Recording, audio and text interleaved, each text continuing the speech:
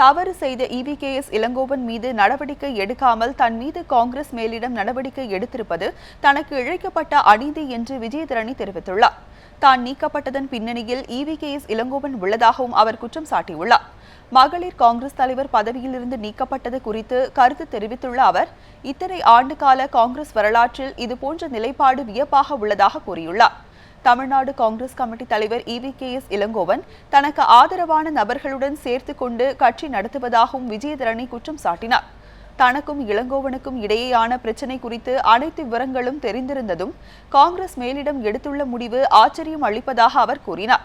தான் நீக்கப்பட்டது குறித்து காங்கிரஸ் துணைத் தலைவர் ராகுல் காந்தியை சந்தித்து முறையிட உள்ளதாகவும் அவர் கூறும் பதிலுக்கு பிறகு அடுத்த கட்ட நடவடிக்கை குறித்து அறிவிக்க இருப்பதாகவும் விஜயதரணி தெரிவித்தார். ராகுல் காந்தி அவர்தான் என்னை நியமித்தார். அவர் இந்த முடிவை பிரஷர்னால எடுத்திருப்பாரோ என்னமோ. ஆனால் தவறு செய்த திரு EVKS இளங்கோவன் அவர்கள் மீது நடவடிக்கை எடுக்காமல் தவறினால் பாதிக்கப்பட்ட என் மீது நடவடிக்கை எடுத்திருப்பதுதான் ஒரு பெரிய காங்கிரஸ் கட்சியின் ஒரு திருப்பு முனையாக பார்க்கப்படுகிறது. ஏனென்றால் இதுவரை காங்கிரஸ் கட்சியில் எந்த நடவடிக்கையும் இவ்வளவு வேகமாக எடுத்ததாக எனக்கு தெரியவில்லை. இத்தனை 28 ஆண்டுகள் காங்கிரஸ் கட்சியில் நான் இருந்திருக்கேன். அப்படி என்ன பெரிய தப்பு பண்ணிட்டேன்னு எனக்கு தெரியல.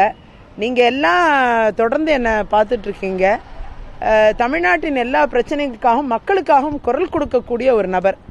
அப்படி சட்டமன்றத்திலாக இருக்கட்டும், மக்கள் மன்றத்திலாக இருக்கட்டும், மக்களுக்காக போராடக்கூடிய தன்மையும் பெற்ற ஒரு நபர்.